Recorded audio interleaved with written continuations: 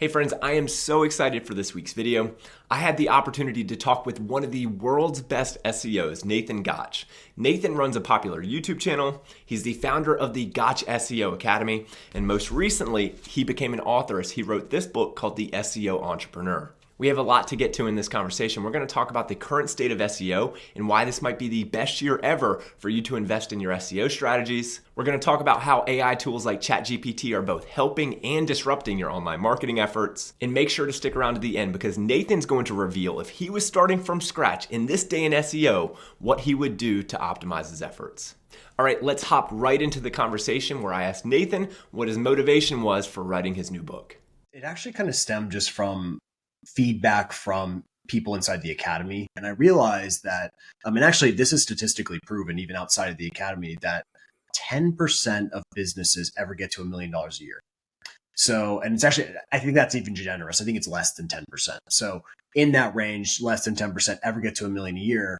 But what I found based on my experience and in doing, many sales calls and my partner doing just many calls to get people inside the academy, most people are making, you could say less than $10,000 a month, right? Like most people are making less than that. So for me, I was like, okay, so the academy is pretty advanced, right? It's definitely more for someone who has a lot of experience in SEO. Maybe they've already got a nice pool of clients that they're working with. Like they're established, they're more intermediate level. So I was like, all right, I need to create something that's more for someone who's like basically just discovered what WordPress is, right? Like they're so fresh, they're so new. And I wanted to create something that could kind of cater to that person who's at that stage. And I've just found, just because we've done so many of these calls, that like, just because someone's making $10,000 a month, or sometimes even making $20,000 a month, you'll still find that their business is not set up appropriately. Like they may have gotten a couple good clients here and there and a couple good wins, but it was more happenstance. And I hate to use the word luck, and sometimes it is, right? Just good timing, whatever it is led to get them to that point. But when you look at the business itself, you can tell that it's kind of like, let's just throw stuff at the wall and hope it works, right? Type of thing. So for me, I was like, all right, if I had to redo this, what would I tell myself when I was starting? And I basically just went through that whole process. So that's why, like in the book, I only talk about SEO kind of towards the end of the book, but it's really focused on like that foundational stuff that you need to at least increase your chances of succeeding as an entrepreneur, right? There's no guarantees obviously in this, but at least I know this stuff worked for me and I know it's worked for many other people. So I was just trying to give people kind of that foundational stuff that you would never learn in school, right? You just wouldn't learn this stuff. So that's kind of like my reason for it. And then of course, my more business reason for doing it, there's a lot of business reasons, right? Number one, being an author elevates your status just in general. And funny thing is I'm self-published. It's not like I got a publisher, but it doesn't make a difference to people. You're still an author. So that's a good thing. And then also my, like, if you want to call my diabolical reason for doing it is I know that if people use what's in the book and they get results, I know in a month from now, or maybe 6, maybe even 2 years from that point, when they get to that $20,000 or $30,000 per month mark, they're going to say, man, scaling's really hard right now in this SEO business. Oh, yeah, I do know that one guy, Nathan, who helped me get to this point. And then they'll join the academy, right? So that's my, like, if you want to call it my diabolical reason, but that's really like, it's more of like giving them what they need to succeed. And then when they're ready to go to the next level, I also have an option for that too. So that's awesome. That's awesome. Yeah. I have my copy, and I mentioned before the call started, my 3-year-old daughter likes to sneak into my office and do some drawing. So it is what it is. But no, it's a great read, and I would recommend anyone in my audience to go and get it, and we can talk about how they can purchase it towards the end of the call. But sure. Followed you for a while, Nathan, and you've mentioned before that a lot of the blog posts that are out there, like you write them. So One question I have is, what was it like going from writing individual blog posts to a book that's hundreds of pages? Definitely different. Yeah. Especially because like the way that I write in my blog posts is different because like I can interrupt with a lot of graphics and a lot of other visual things. And when you write a book, you can't go super crazy with visuals because they just don't turn out super well in the book.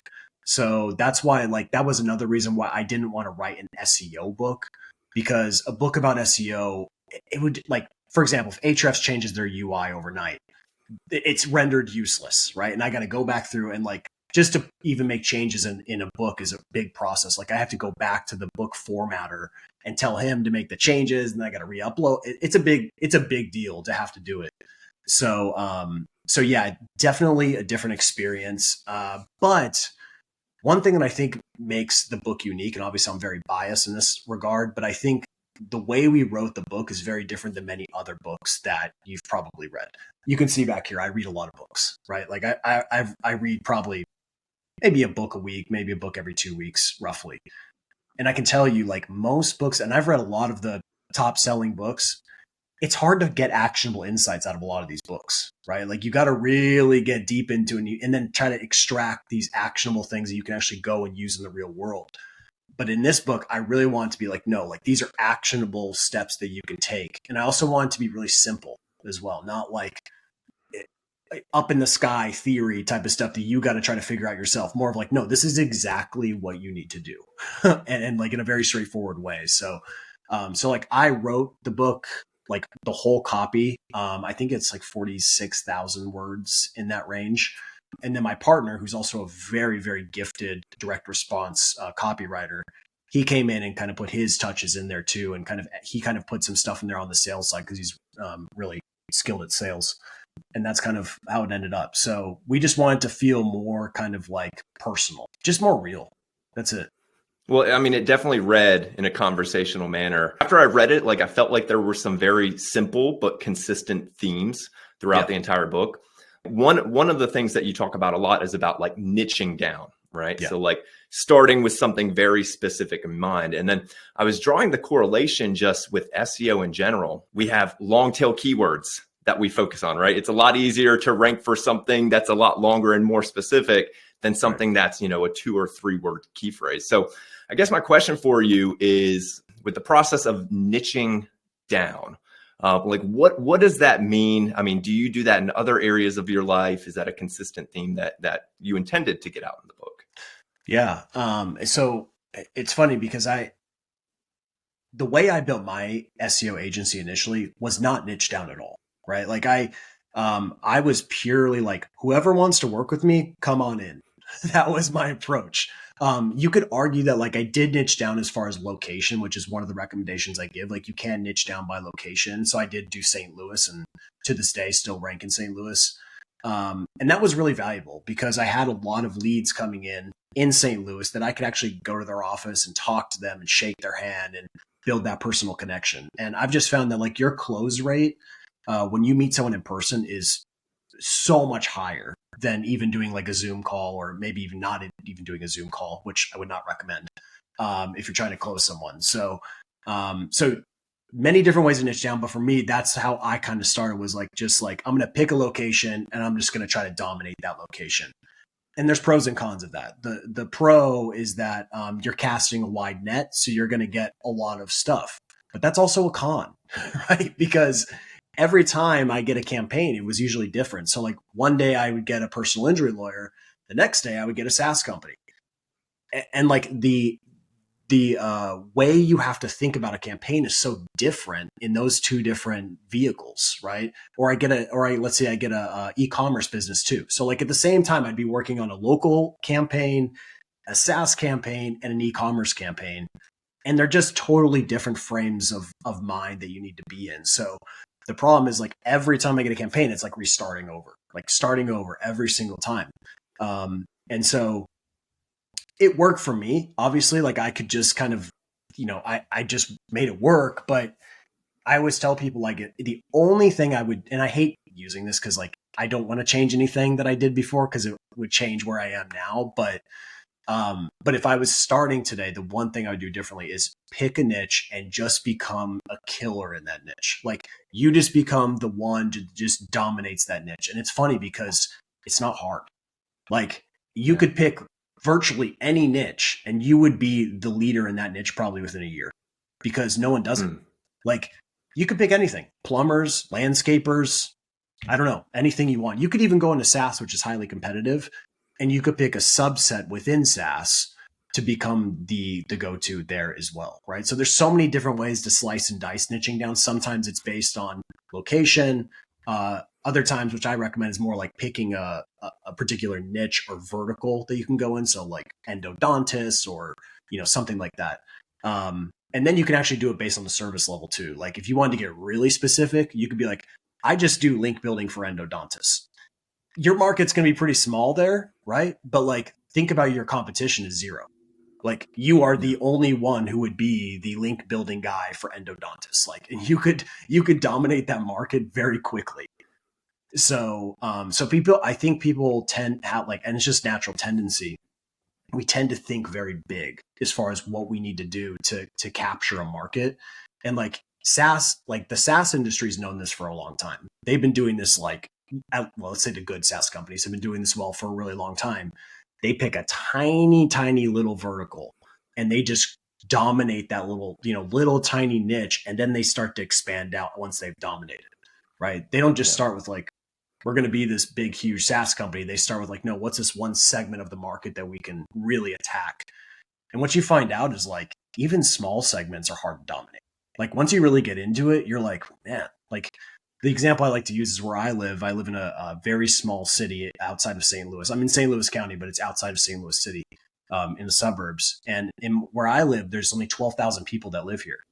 Oh, wow. Like it's not a lot in this one little city, but there's almost 100 businesses in just this one little tiny city.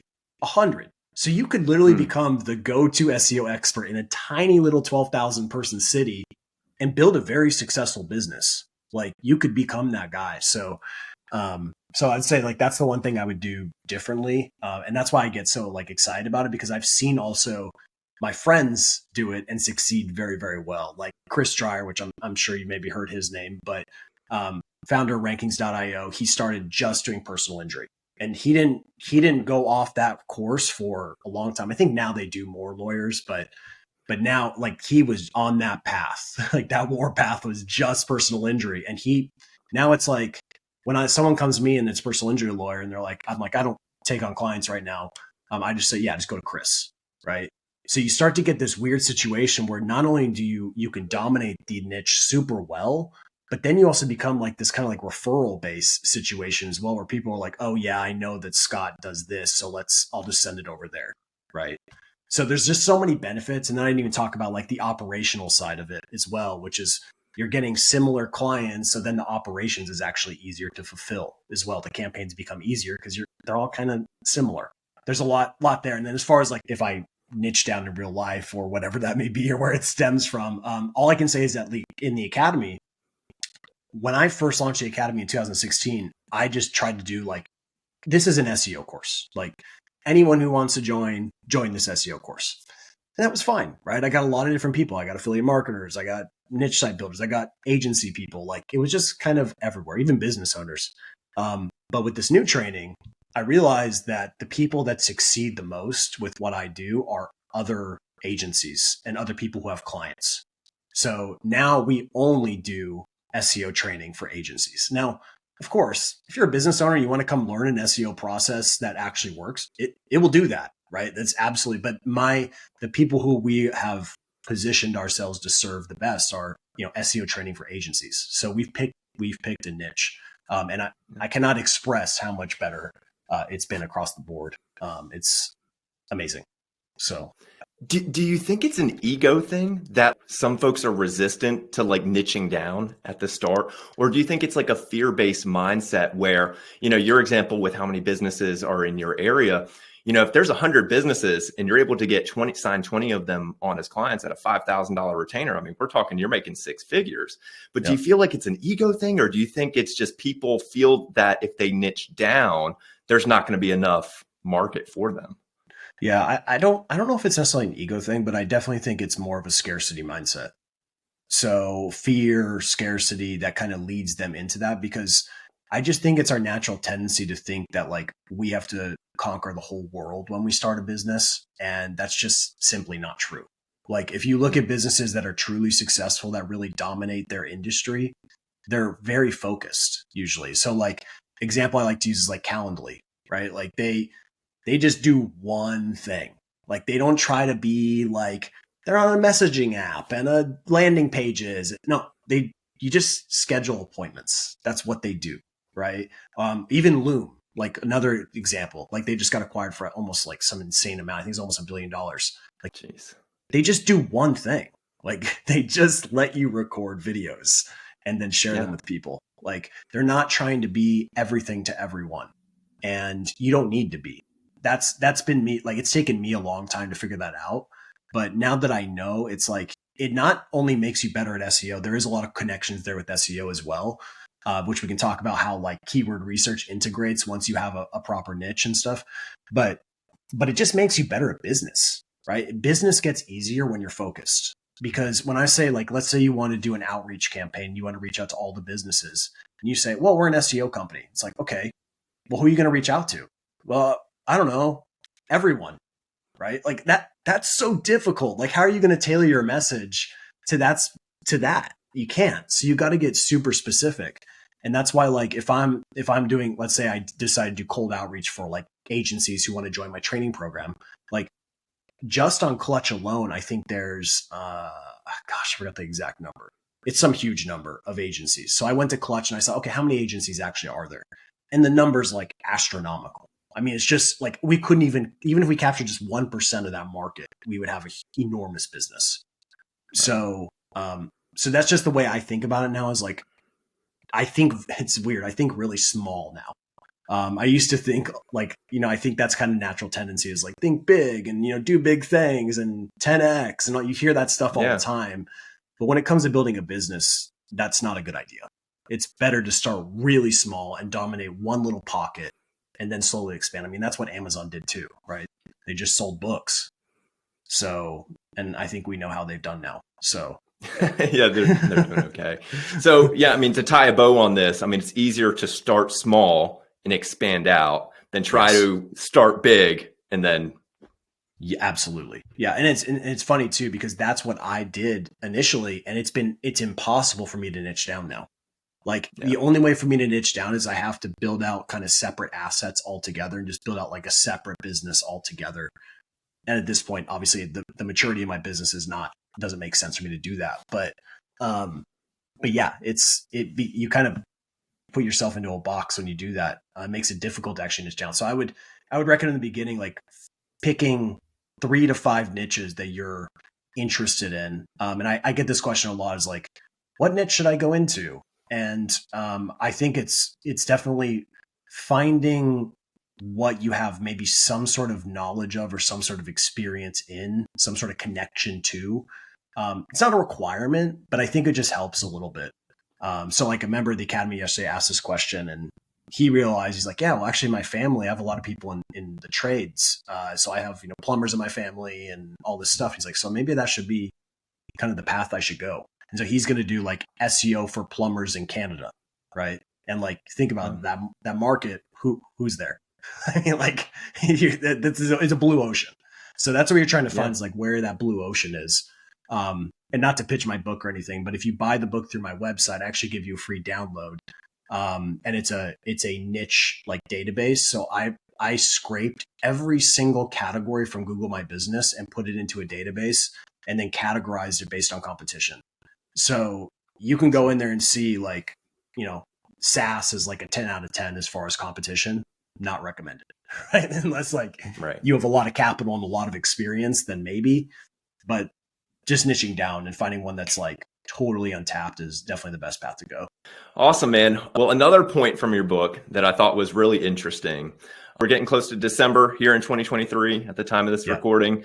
We're probably close to another SEO is Dead article being launched on the internet. For sure. And one of the points that you have in the book is kind of counter to that now is one of the best times ever to be doing SEO. So I wondered if you could comment on that a little bit. Yeah, I mean, I can tell you, I've been doing SEO. I've been in the pit since 2011. Okay. It's all I've thought about. It's all I've done for over 10 years. Like literally, it's all I've done. I have not done anything else. And it's all I think about. And I can tell you, there's only been a few times that have been where there's been a lot of excitement, not necessarily always in a good way. So like the first is like when the algorithm updates were really aggressive back then with Penguin and Panda and the exact match domain updates. And then also there was a PBN update as well that wrecked me really badly when I was doing PBNs and Gray Hat SEO. So I think back to those times, but then like after those kind of really huge updates, things got pretty kind of, not a whole lot really changed. I mean, you got featured snippets and okay, now you need an SSL certificate and now we care about loading speed. Just okay, right. Nothing super exciting. But when ChatGPT launched, that just changed the game. And honestly, funny thing is I was already creating AI content prior to ChatGPT. I was using Jasper to do a lot of tests. So I would do tests and then I would run them, share the experience in the academy. And that was working even then. And then when ChatGPT, I didn't even know ChatGPT was even a thing when it launched. And then when it launched, I was like, oh my gosh, this thing is insane. And so the reason why I think it's so exciting, there's a few reasons. Number one is what you can do now is insane. Like the things that I can do now, I could have never done before without a developer. Like I would have needed a developer. I would have needed a data scientist. I would have needed all these extra people who are very expensive, by the way. Like developers are not cheap. Good ones are not cheap. And good data scientists are not cheap. But the fact that you can pay $20 a month and you can go into ChatGPT and it can literally be a data scientist for you in seconds is like, if people, when I see people not using the technology, I'm like, you don't understand what you're missing out on. Like you can do so much. It's not even like the like writing of copy. I think that's like that's not even the cool part of what it can do. Like the things that excite me is like the data analysis. Like it can process data at such an insane level so fast that like it make your head spin how quickly it can get through that stuff. So like the data side and then the coding, right? You can create little tiny applications, little pieces of link bait literally in like 30 minutes to an hour and get that live on your site. Like it's just, there's never been a time where you can create things at this magnitude, at this speed, and this cheaply. There's just it's literally was not possible before. And then now, like with the generative like images that you can do, even that's insane. You can immediately improve your content just by adding kind of like a visual side to your content now. And the artistry that this thing produces is like, you would have had to pay someone a huge amount to be able to produce something very similar. And it would have taken them 30 days or 45 days to get completed, especially if there's someone who's good and they're backlogged, right? So there's just a lot of things, and you can just do that literally with the snap of a finger. I mean, it's just, and like, I'm just scratching the surface. There's a lot of other use cases. But like even a small thing, like in the academy, not to rant on this, but it's just very exciting. Even just improving how you use Google Sheets. No one ever talks about this, but like when I was rebuilt, so I rebuilt my training in the academy from scratch because of all the developments of AI. So like I had a good training program and it was very advanced, but I was like, I can't, like, everything's changed. Like I have to rebuild this with AI in mind now. So I rebuilt a lot of it. And like, even just the smallest of things, like I was putting in, I was never really like I would never say I was like a good Google Sheets guy. Like I just didn't really care about learning Google Sheets a whole lot, like at the most advanced level. So just doing pretty elementary stuff, but I started to create formulas in Google Sheets that I never created before, all because of ChatGPT. So I'd go to ChatGPT and say, hey, how can I create a Google formula, like Google Sheets for this one specific thing? And it would, of course, create it. It's not always perfect. You got to kind of back and forth a few times. But then all of a sudden, now I've got this like insane thing in Google Sheets that I could have never done prior to this point. I mean, I could have done it, but it would have been expensive to do and it would have taken a very long time. And there's no chance it would have even been that good. And the other part is, this is kind of the funny thing, is when you communicate with ChatGPT, like it accepts feedback, right? You give it feedback, it says, okay, yeah, I'll fix it. But sometimes we know working with humans, that isn't so simple, right? Like you say, you say, thanks for the graphic. Honestly, it sucks. Like, what can you start over? You can't say that, right? So it's not the way we communicate. So then now there's this awkward situation where you don't want to hurt someone's feelings. And then your work gets worse because you can't be honest with people. And that's the beauty with ChatGPT is I can give it pure, honest feedback, and it will change and it will adapt and it will get better based on that feedback. So Yeah. it's the best team member that's ever been invented. So I agree. And I think right now, a lot of it is just focused on the generative text. And I mean, I'm not going to say it's gimmicky because I mean, I'm sure you use it, I use it, but on the data side, I mean, the fact that you can upload a CSV and get the insights that you can in a matter of seconds is truly unreal. And in this age of AI, or in this age of SEO that we're in, you know, with expertise, authority, and trust, you know, you have the ability to do just some light research and use ChatGPT and then publish some amazing statistics and findings on your website. Original. Yeah.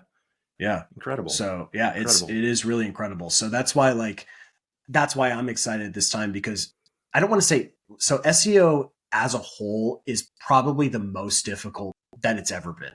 Like when you think about across the board, like there's just, to be good at SEO these days, you need to be good at a lot of things. And I was just talking to my wife about this. I was like going on a little rant the other day, but I was like, man, in 2011 to 2000, let's say 14, roughly, SEO was so stupidly easy.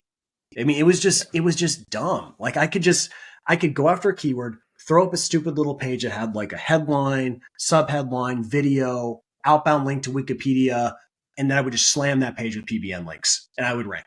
It was literally like, it was so stupidly simple that a lot of the people that were around at that time are gone now. Yeah. Because it's gotten so much more difficult. And plus, on top of it, you have Google, who's doing constant Google updates. That I think at this point, not to get into conspiracy theory, but I think at this point, it's mainly an attempt to muddy the waters. They're just they're just doing so many things that it's becoming difficult to even know, like, okay, well, was it that variable or this variable, or was it? And now it's just getting to a point where it's like, okay, you basically have to ignore them because you can't really draw any conclusions based on anything. And plus, I mean, I look at the search results and they're just not better. They're not better. Like objectively, they're not better. These updates have not, like you think about with the SaaS company, like if you build a tool and you do an update to that tool, you put a new feature in, usually you're putting in a new feature because it's going to be better for the users, right? You're creating something because you've got some sort of feedback from the users and you're like, we're going to make our tool better. But for some reason, when Google does updates, their platform does not get better. It doesn't improve. It tends to see, and especially recently, it's been getting worse. And so I don't know if it's because they're using more AI to try to determine the rankings and the AI is actually not that good at doing it. And maybe they need to go back to traditional machine learning. I don't know what it is, but I've just noticed, like, even a small example, just to not to kind of rant on this, but like if you look up San Antonio wedding bands, okay, look that up. It will show you how stupid Google is, because I'm serious. It is, you can tell it's so confused. It does not understand the intent behind that, because when you search San Antonio wedding bands, it could mean two things. It could mean like wedding bands in San Antonio, or it could mean like literally wedding bands that you can hire in San Antonio. So people way overestimate how smart Google is. It's like, it really struggles with that, because it's so ambiguous to try to deliver the relevant results. So especially when you're doing incognito searches, it doesn't have any like user tracking data that it can use on you. And if you're using like different IPs and proxies and things, it's just like guessing. It's like, I hope this is right. Like that's basically what it's doing. So, which makes our job really difficult, right? It makes the job really difficult, because if I want to rank a wedding band, like let's say they do their wedding band company in San Antonio, like they do music. Like, how do I handle that? Right? Like if Google's not showing the relevant results, ranking almost becomes impossible, because you need to create relevant results to rank. So not to go off on a tangent, but it just, the reason why, and this is also to kind of conclude on this, the other reason why it's exciting. So number one, AI, obviously technological advances have made SEO better in many ways, and you just have more opportunity to do great stuff in a shorter amount of time. But the other reason why it's great is because most people, like doing what's easiest, right? And Yeah. people, like most people who want to make a quick buck, will gravitate towards whatever medium is going to be the easiest to do. And that's why, like, we all see the YouTube ads. I don't see them anymore because I have YouTube Premium. But when they were on there, and I would see them, and like these internet marketers who were like, start a social media marketing business, and it's like, social media marketing is really difficult. Like, you can't just like take anyone on and get them results. Like, it's really challenging to do it the right way. But of course, it's just because it's a quick buck, right? A lot of these people pushing it now with SEO, like, there is no quick bucks in SEO. Like, it is difficult. You have to have a very intense process to get results these days, especially depending on how the competition level rises. It gets even more difficult. To me, because the barrier to entry in SEO is not big. Anyone can become an SEO. Anyone can do SEO. But I think the barrier to entry to get results has gotten much more difficult. And not just to get them, but to maintain them has become even more challenging than ever before. And you need to know a lot of stuff to be able to do it. And you need to be able to adapt on the fly too, which is not an easy skill. So we can get into whatever you want to, but that's just something I love this conversation there. I mean, you just talked about people go the path of least resistance, right? Yeah. So someone can go to ChatGPT, say, write me a blog post about blank, publish, put it on their website. Is it going to get worse before it gets better? Or do you feel like we've reached the tipping point with quality of content out there? Does that make sense? Yeah. So I think it's one important thing to, like, a slight nuance is sometimes I think people think I'm against AI content, but the funny thing is I've been using AI content for a long time and ranking it for a long time. I'm not opposed to using AI to create content. I'm opposed to auto-generated AI content because that's just like no thought, just, boom, throw here, writing me an article about best Nike cleats. You're not even trying. Like, and there's nothing in life that ever comes easy, right? There's no free lunches. And even if you get a little bit of success, it will be short-lived. It's just inevitable, right? Now, there are ways to use AI to create content the right way. And like we kind of already discussed, this is like you finding original data, right? Finding original data, having the AI analyze that data and give you, it becomes original research. And then based on that, you can either decide to have it write conclusions based on that data, which then the content is original, right? Even though it was written by AI, it's still original because the seed at which it was created is an original idea, right? So that's really what I think about. I was like, is this an original idea? It doesn't matter whether it's written by me or AI. I've tested this actually, me versus the AI, and the rankings don't seem to change at all, right? I mean, it doesn't seem to make a difference. But I will say the one advantage that a subject matter expert has when writing content is just nuance, right? There's just certain little things. Like when I write a piece of content, AI can't replicate me because the way I'm going to present it, the way I'm going to talk about it, the weird examples that I might use that the AI would never think of because it's not me. Like I'm probably going to use, like, for example, I'm writing a blog post right now about, funny thing is, what is SEO? I know, so very extremely broad thing that I've never actually ever targeted on my website. And the example I'm using is about dinosaur toys because my daughter loves dinosaur toys. So I'm going through this whole long journey about this one example, and I'm finding like specific, people that are ranking there. But like, could AI replicate that? Maybe, but it's just so specific that it just is very unlikely, right? Very unlikely.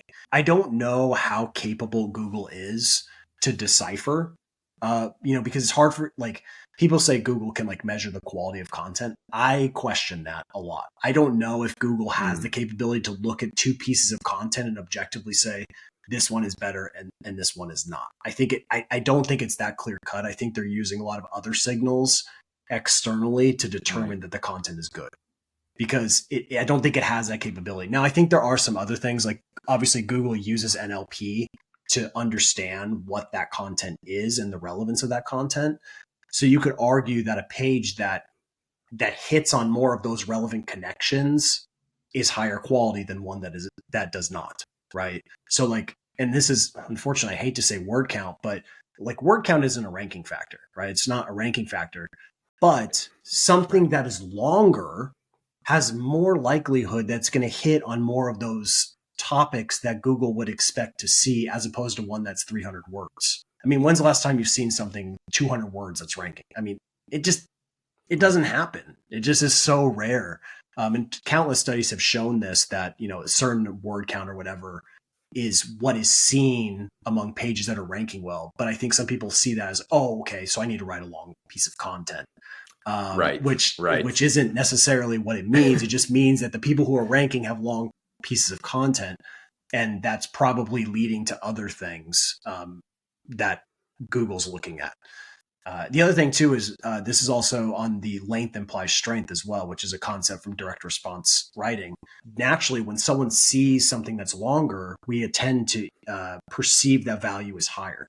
Just because it's longer, the value is perceived as higher. And so the reason why that matters is because in the context of link building, people are more likely to link to something that seems more comprehensive than something that is not. So this is why it's like, there's so many things working together. It does, like I said, doesn't matter whether you wrote it by AI or a human, it just matters that it's original. But as far as the quality, I hate to say this because it's so hard to predict, but I think that a lot of the excitement has flattened off. Like if you go and look at like the trend of ChatGPT, like you'll see the huge spike in, let's say, November to March, in that range is really going crazy, but it's been going down now because unfortunately, I think people who are not in the weeds just don't actually know how to use it to their advantage. I think they just see it as like, oh, this is awesome. This is cool. Look at all those things. It can write poems and like, but I look at it as like, this is a tool that I can leverage in my process. Yes. Like, and I'm looking for different ways. So yeah, as far as like content quality, I mean, I don't worry about that because like, it's not my responsibility for Google to show like what Google does. Like if Google's not going to show good results, that's their problem. Right. And like, most of the time there is a lot of content out there that doesn't get the coverage or the visibility that it deserves because unfortunately Google is still so heavily driven by backlinks. Just is. I mean, you look at the updates. Who are the sites that don't get hit? They're sites with massive authority. They just don't move. Yeah. They get pure ranking stability, even when they write garbage content. It doesn't even matter. So that's why I wish it was like a fair situation where it's like, the best content will win, but it doesn't. It just doesn't work like that because we know that the best content doesn't win. The content that has attracted the most signals will win, whether that's real or artificial. I mean, this just goes back to how Google was originally built, and it was built based on PageRank, right? That was like their original kind of thing, and links were a huge piece of their ranking equation. And I think over the years, because they've been able to use other signals, that they've been able to decrease the reliance on links. But I think to this day, links are still the big heavy hitter just because Google views them as votes at the end of the day. And I mean, it's a really difficult signal to replace because it's difficult to manipulate. It requires a lot of effort to manipulate. Google has built multiple algorithms to combat link spam. So they've got the foundation to combat manipulative practices. And so I think it will continue to be a huge variable, but there's a lot of other things that matter these days. And like, Google's going through this antitrust lawsuit right now, and they're releasing all this kind of like documents. And the funny thing is they talk about user signals, right? But the funny part is they say that like this literally came from a Google employee that said that they built Google Chrome to support Google search. And if you read between the lines, you know what that means. You know that they're using all the stuff that goes on Google Chrome with the users is translating over into the algorithm in search. Why wouldn't they? I mean, what company wouldn't use data to their advantage? There's absolutely no reason they wouldn't use it. And so like, if you read my blog post and then you go and bookmark my blog posts and then you come back to my website again, and then there's a lot of people that do that. These are signals that are likely being tracked. And it's not just that. There's also tracking like how long people are staying on the page and what are people doing, like this interaction data. And I just think about like, Google's $1 trillion company now, and like they can do a lot. they know what's going on. I mean, think about it. Like, let's be honest here. There's no privacy. There's no privacy in this game at all. They know everything about you. They know everything you're doing. They use all that data to their advantage to either help their advertisers or to inform their search to make it better, which then makes people want to advertise more. So there's just a lot of things going on, but I think, links, like if I were to put it on like a percentage as far as how important it is at this point, I'd say it's like 25% of the equation, roughly, maybe more. I'm being conservative, but I think it's at least a quarter of the equation. Like, you can get everything else right. Like, you could nail every other variable, but if you don't have links, it's going to be hard. So in the current state of SEO, with Google being the top dog, I mean, they've been the top dog forever. Do you feel that there's anything that could ever knock them down? Oh, man. Yeah, I wish I knew the answers to that question. Sorry, we went from conspiracy theories to now what's the demise of Google? Yeah. I mean, I don't think anything can happen overnight because they have a tendency to destroy their competition in whatever way possible. So either they're going to acquire their competition, or they're going to create a competitor to their competition that does the exact thing the competitor does, or they'll probably bury them in some sort of legal nonsense to destroy them. So they just have a lot of tools at their disposal. They're so powerful at this point, and they have 90% of the search market share. So it's like, could something come in? Maybe. I think the only big threat, and I don't think ChatGPT is really a threat per se to them at this point, but I think more of a threat would be if some sort of alternative search engine came that was like, I don't know, had general super intelligence or something type of AI that could just, like, you could ask it like, tell me the best Nike shoes, and then it would just tell you instantly and it would scan the whole internet and would tell you, oh, these are the best based on 5,000 variables, like in a split second. Once you could do that, I mean, we're in trouble. Our jobs are in trouble for sure. And like, I'm not ignorant of that. Like, I think about it a lot. Like, what's the doomsday scenario?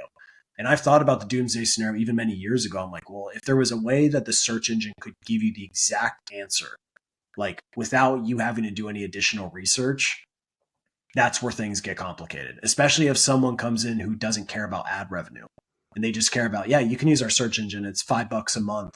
You don't have to worry about ads. We'll just give you the exact answer you're looking for. I mean, that would be pretty scary. So, and I don't know like how far off we are to something like that, but I think I don't think that's even conspiracy. I think there's definitely a possibility. I mean, Google's trying to do that right now with SGE. I mean, it's trying to answer questions just without you even having to go do anything else. Is it doing well? No, but we're still in the very early stages. Right. And this stuff, we've seen how fast. I mean, look at how much ChatGPT, we're in about a year now since ChatGPT launched. Like, think about how much advanced it's gone from just then to now is like mind-boggling. I mean, it's crazy. So yeah, I'd say on that side of things, that's where something could disrupt Google. But at the same time, Google's not just Google search, right? They've got a lot of their hands in a lot of other things. YouTube, I mean, no one ever talks about YouTube, but like, right. Google has like, of the traditional search share has like 90%. You want to know what their search share for like video is? It's like 100%. I mean, the only competitor they have is Vimeo, and Vimeo doesn't even try to do what YouTube does. So like, they literally have no competition. I mean, it is like, you want to talk about a monopoly? YouTube it's not even close. I mean, I don't know how anyone can ever beat YouTube. I mean, it is just, I love YouTube, by the way. It's like, I think it's like, I use YouTube more than any other platform, like in my personal time. I think it's the best. But so yeah, they're a juggernaut, man. I think it's going to take some serious capital and some serious like crazy technology to beat them. And even then, it would have to also take some crazy entrepreneur who doesn't care about getting paid off. Like someone who just like wants to crush Google for some weird reason. They just like want to destroy them. So that's what it would take as well, right? Because I guess everyone has a number, but there's some people who can't get paid off. Finalizing the conversation about Google with SGE, the search generative experience, which is AI answers inside the Google search results. How do you feel about it? Do you feel that it's ever going to get out of beta? I feel like a lot of folks think it was like a knee-jerk reaction. Okay, ChatGPT, we got to do something quick. Yeah, talk a little bit about that. Yeah, no, I actually do agree that it was a knee-jerk reaction. I think Google was majorly caught off guard by ChatGPT and how successful it was. I mean, like I don't think they were prepared for that. So they were like, even you can go and look at like the internal dialogue at Google. They had like code red and all this stuff. They were freaking out. They didn't know what to do. So that's why all of a sudden Bard launches, and then now they're launching SGE. And, but yeah, I mean, as far as I try to be really careful, which is very difficult, right? You don't want to go too far in the future with your thinking and too far, right. You don't want to make decisions based on what hasn't happened, and you don't want to make decisions based on the past either. So you want to try to I try to find okay, today, what's happening today, and how do I react to what's happening today, while also considering okay, maybe in 6 months something could potentially change here. So just thinking through that. And as far as SGE goes, I look at it and I think it's not great. It's basically glorified search again. It's not doing anything that's super revolutionary. And it's also a situation where you have to assume that users will trust that information. And I don't based on what I've seen, it doesn't present information in a way that where I'm oh yeah, I got the answer I needed. It presents information. I'm okay, well, maybe I need to do some more research. I'm not really satisfied with this answer here. So I think it's definitely in the early stages. I don't know how far it will develop. I think if Google could do what I was describing earlier, as far as answering directly, and it's also an awkward situation too, because Google doesn't create anything. Google just basically borrows everyone's stuff, and then that's what it is. And that SG is the same way. It's taking everyone's stuff and then giving you an answer. And so, yeah, it's a weird situation right now. That's all I can say. It's very weird. But as far as what I'm doing, as far as optimization, I just take it one day at a time. What I do is I look at the SERPs and I look at what I'm seeing today, and I try to make adjustments based on what I'm seeing today. And that's really all you can do at the end of the day. And the thing is, when it comes to ranking, things change so much. You could have developed an SEO strategy, a perfect strategy, and you could rank, let's say, you're number 3 for your keyword. And then in 3 months from now, Google says, no, we think the intent of this is different. So then it shifts the whole search results. And it's not that you did anything necessarily wrong. It's just that it's no longer a good fit for that keyword. So there's just a lot of things. So that's why for me, I'm constantly monitoring and kind of keeping tabs on certain queries. And going back to the San Antonio wedding bands one, that would be one where I'd be okay, I'm going to monitor what's going on here, because there's going to be some weird stuff going on this one. But yeah, I think the SEO industry gets pretty hypey about certain things, and I don't go that path. I'm just okay, yeah, SG's here. It's probably going to take some clicks, whatever. Let's just keep going. Yeah. What are you going to do about it? You're not going to do anything. You can try to optimize for it, just like you can try to optimize for featured snippets. People were crying about featured snippets too when that happened.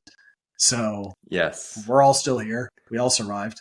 So it's the same thing. I think worst case scenario, it takes a lot of clicks away, but that's already been happening. That's nothing new. Google's been taking clicks from us for years and years and years. So I think that will continue down that path. But I will say the one thing that I think is going to be really, really important going forward, especially because it's so the barrier to entry to create content is so easy now, anyone can do it. I think what matters now is really that personal connection, that real experience, like Google, mentions in the EAT guidelines, that E that they added, experience, I think is really, really important. If you're creating, especially if you're kind of an affiliate website, you would have a death wish if you create an affiliate website and you just try to pump out informational content, or you try to just do a product review by looking at Amazon reviews and creating some, cumulative thing. You're just asking for it. the days of just picking a random niche on Amazon and creating an affiliate site are over. Like, and I used to do that all the time. Like I talked about in other calls before that I had a under-counter ice maker reviews website. I didn't even have an under-counter ice maker. I didn't even know what it was. I didn't even know barely how it worked. I was just writing random review stuff based on stuff I pulled, and it worked, right? I was ranking. But these days, if you wanted to do that, like the only way you'd be able to do that is if you went and bought every under-counter ice maker and you actually tested them in the lab. Like if you did that and you went to that level of effort, it will work. I know that for a fact. It will work because there's no one else will do that. That's insane. Who would buy $300 under-counter ice makers like to test them, right? What affiliate's going to do that? But that's what it takes these days. And like you can go to ratings, rtings.com. They're a good example of like what good affiliate content looks like. Like they literally buy a TV, they take it to their lab, and they literally treat it like a science experiment, like down to the most granular level. And you could see the results. I mean, it's just they don't move during these updates. Why is that? Because no one else does anything that they do. So I think this just goes back to like being really, really unique, really original, and just doing like I've really been going on here for a long time, but just one more thing is like, unfortunately, tools like Surfer and on-page SEO tools, I think have kind of lulled people into thinking that they have to copy. Like, so they go and what the tools do is they analyze the first page and say, okay, based on the first page, here are the types of keywords you should use. Here are the things that you should do. And people look at them like, oh, okay, well, if this website's doing it, then I'm going to do the same thing. And then therefore, if I do the same thing, I'm going to rank. It's a horrible way to think about content. Like there's never a good situation, even when we're talking about in business, like you don't want to just be the same as everyone else. Like that's not the goal. Like you need to create something that's different that actually can make an impact. If you just look like everyone else, then you can't expect to get great results or stay there for a long time. But when you create something that's like truly unique, it's harder to push people out. Yeah. So, I mean, and also you mentioned with your process, finding out what else is out there, but making yours 10 times better. Yeah. And again, we talk about ChatGPT, it's sometimes you need that manual work to be able to put your personal touch on it. Absolutely. I mean, yeah, it's it's funny. Being better is one thing, right? Being better is one part of it. But what I think about a lot is like, what's my unique angle? Like, so when I look at a top 10 of results, and this is just in the context of Gotch SEO, but like when I see the results, I want to say like, okay, what's something I could create that hasn't been done before, like for this keyword. And if like some people will say like, they're like, oh, well, if you see that everyone has like how-tos, you should do a how-to. And I'm like, if everyone has how-tos, why would I do a how-to? It's already been done. Like, I'm not going to do the same thing that everyone else has done. And funny thing is like a lot of keywords in the SEO space, I haven't even targeted just because I haven't been able to come up with an angle that I think is sufficient to rank. Like I will look at a search results and I'll say, this has been nailed. Like I don't know what unique thing I can do here. It's been taken care of. But when I do see one, I will attack it like crazy. So like one of them is, I did one for best keyword research services, right? Or keyword research service. I kind of found that idea and I found on the first page, it was all just like transactional pages. Like it was people basically selling their keyword research services. So I was like, oh, okay, I got something here I can do. So what I did is I went and I purchased 11 keyword research services. I bought literally 11 of them, just like I found some on Google, I found some on Fiverr, I found some on Upwork, and I created a listicle of the best keyword research services based on like actual practical experiments. It's done really well, right? It's been ranking, and the funny thing is like it's not any longer than anyone else's. It doesn't have more words, but the angle is unique. And I did this actually many years ago. I think 2016, I published a case study about the best CMS for SEO. And I did the same exact thing. I saw it was every single one on the first page was like just listing CMSs. It wasn't any reason for saying that one was better than the other. They was just like, well, yeah, people like WordPress, so that's number one. And people also use Shopify, so that's number two. That was their rationale for the rankings. So I was like, well, I'm just going to actually like go and look at sites that are ranking and say which ones actually are ranking based on the CMS that they're using.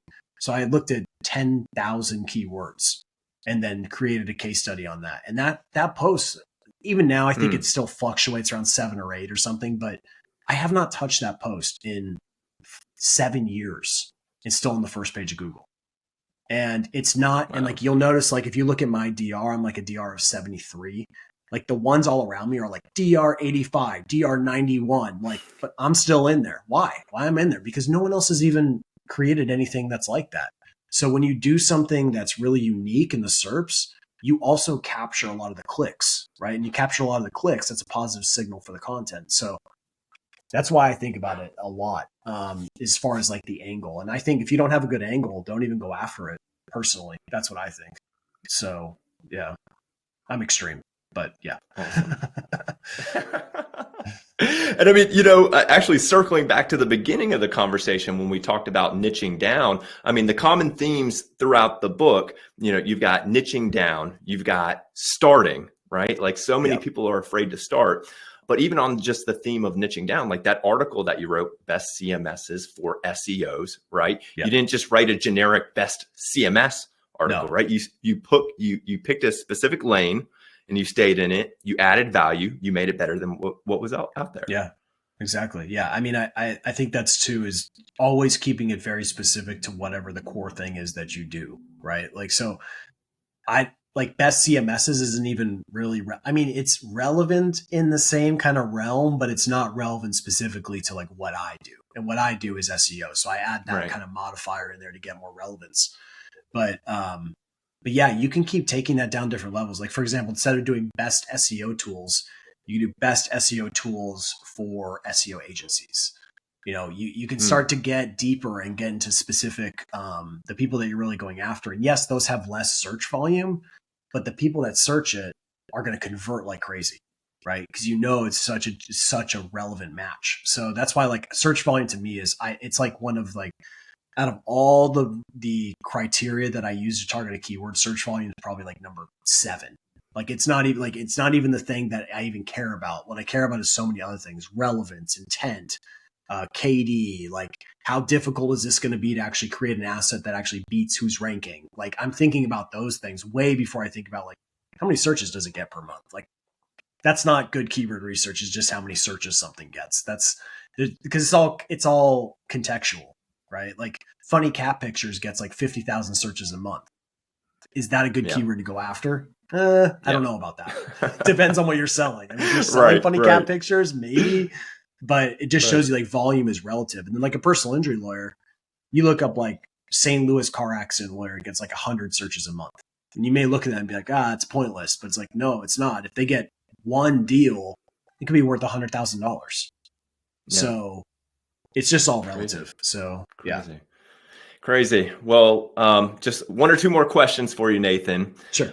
So with the search generative experience, in my opinion, right, there's always going to be referral traffic from the Google search page to websites. Now, will the mix of that change from the standard organic search results? Will there be more citations inside the SGE? Perhaps, but SEOs, it's not going anywhere. So I guess my question for you is, if someone is just starting out in SEO, you've obviously seen a tremendous amount of success. What would your advice be to them? Just starting out. Just starting out. Yeah. I mean, I think it would depend on what path you want to go, right? I mean, like, so for example, you've gone the kind of in-house path, right? So, and that's one way to build a career in the SEO space. That's totally a fine path. You can do great with that. There's also the other path. You want to be more on the entrepreneurial side, right? And that's a path I personally took. So that's really what I can speak from, right? And I just know, when it comes to going that path, let's say you want to build an agency, for example, or you want to take on clients, like the best thing that you can do in the beginning is just to create your own projects.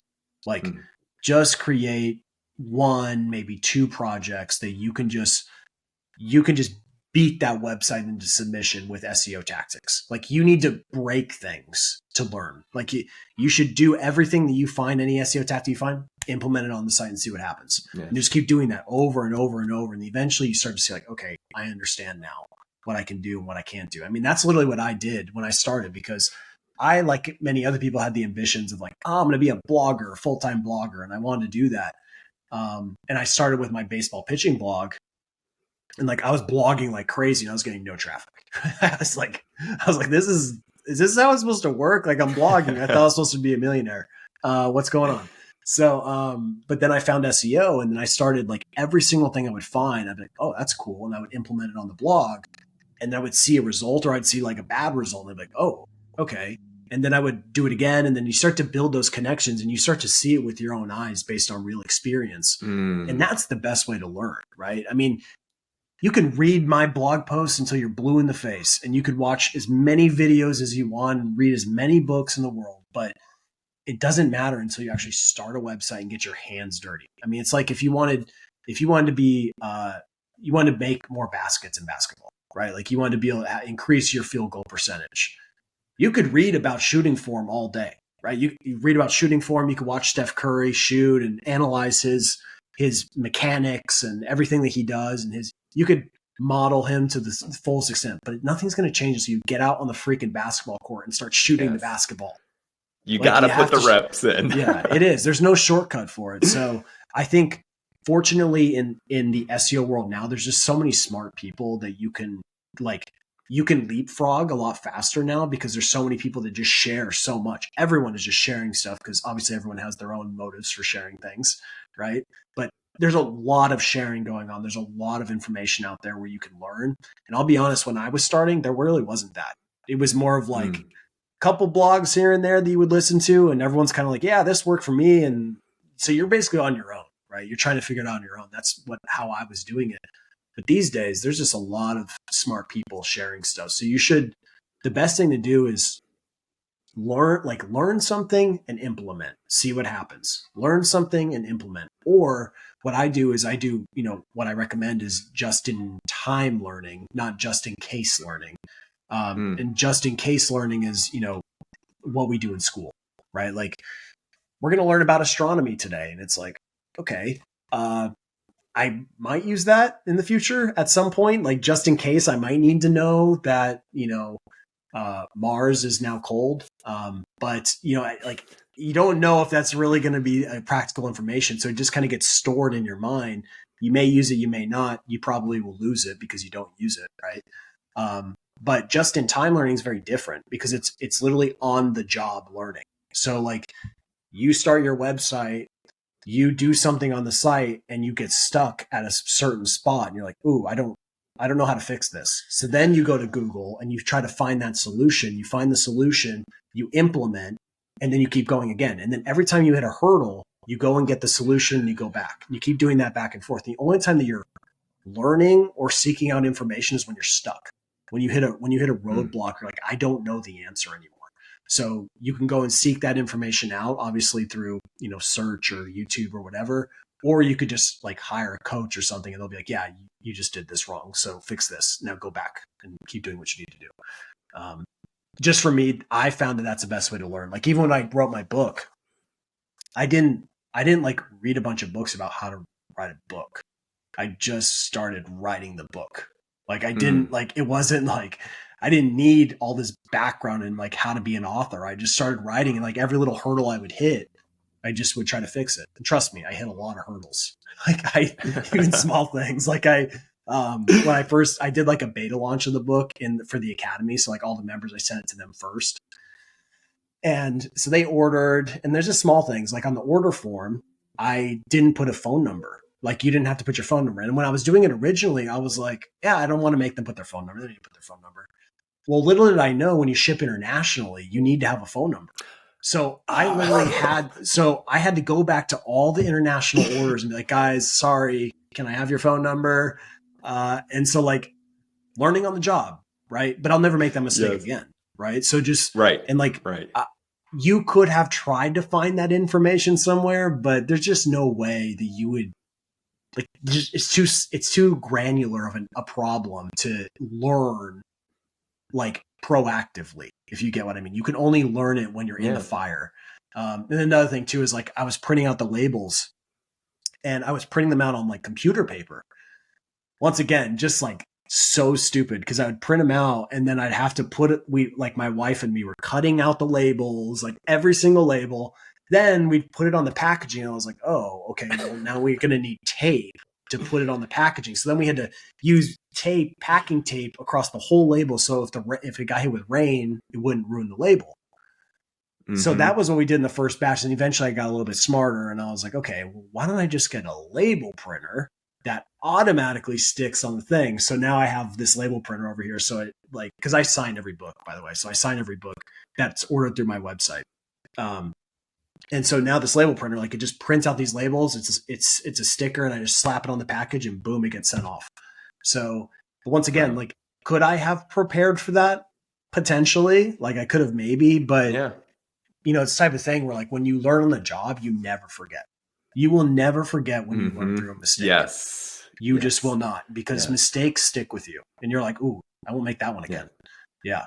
So, And actually, one final comment on the book, Nathan, on the topic of mistakes. And I just thought that I love the transparency with this. You had talked about the baseball website that you had started. There was a specific mistake with the domain name that you had with that. I just love it. I mean, if you're not making mistakes, you're not growing, you're not making progress. It's okay to make mistakes. And I just feel like too many folks out there aren't as transparent. And I appreciate your transparency in the book on some of the mistakes that you've made along the way, because no one's perfect when they first start.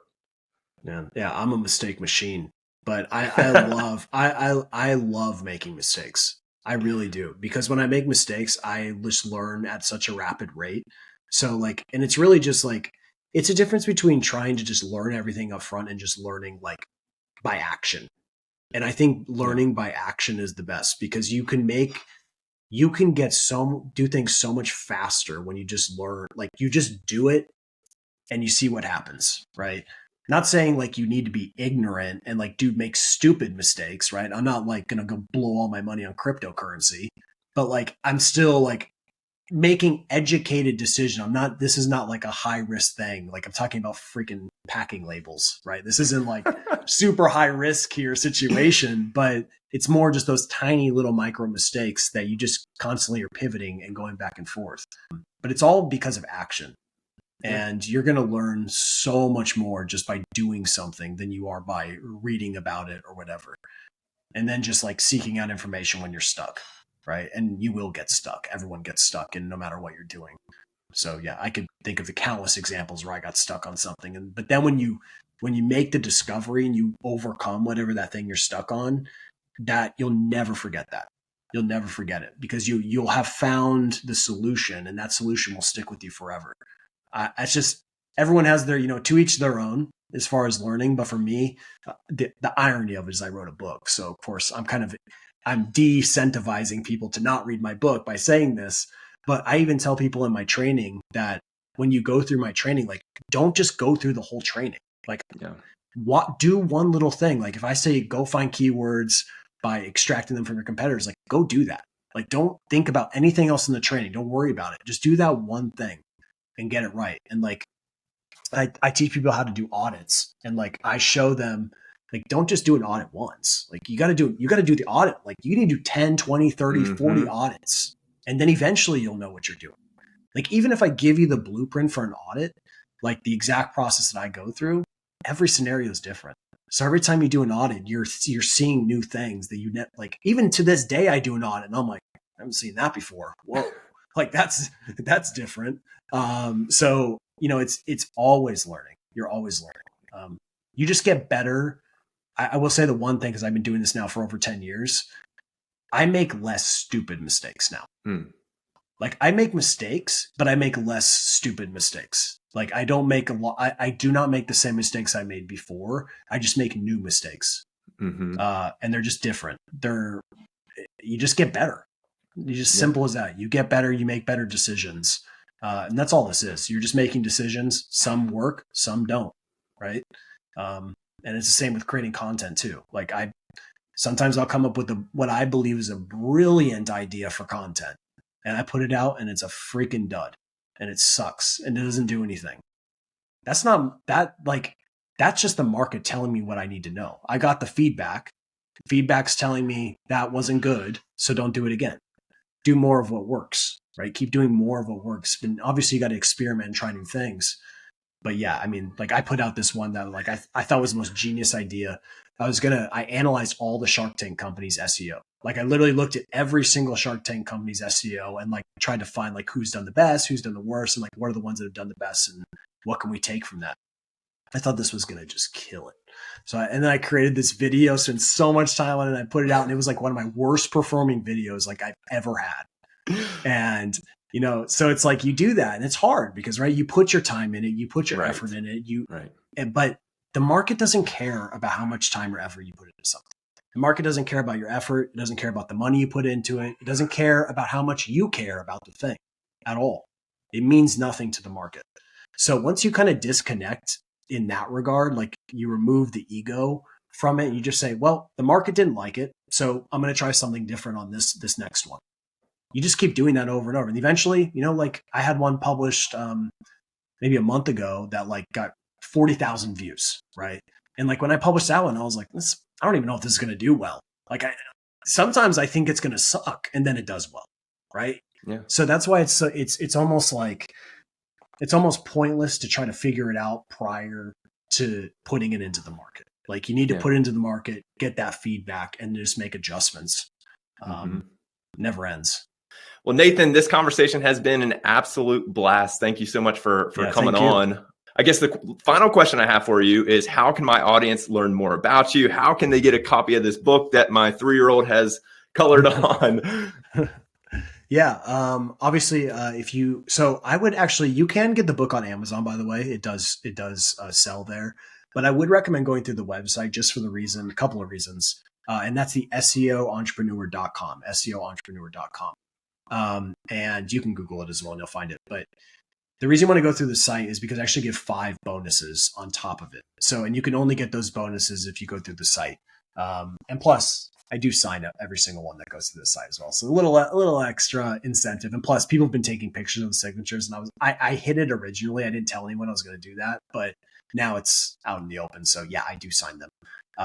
But yeah, and plus, when you buy it, actually, another thing is too, when you buy it through the site, you're only paying for shipping. So if you buy it through Amazon, you're paying for the book and you're paying for shipping, both, unless you have Amazon Prime, of course. So, but yeah, so my site's the best place to get it. And then if you're already like more advanced, let's say you're already doing well with your SEO business, you got a nice pool of clients, and you're looking to like systemize and kind of scale it to the next level, the Academy is the best bet in that case. Because I've built every system that you would ever need for SEO. So, and what's the domain for that? You can just go to gotchseo.com. Yep. Awesome. Yep. Awesome. Well, thank you so much, Nathan. It's been a pleasure, my friend. Thank you so much. Hey, I hope you got a lot of value from that conversation. I know I did. It would do a lot for me if you would like this video and subscribe to my channel to give me a little momentum in the YouTube algorithm. Take care.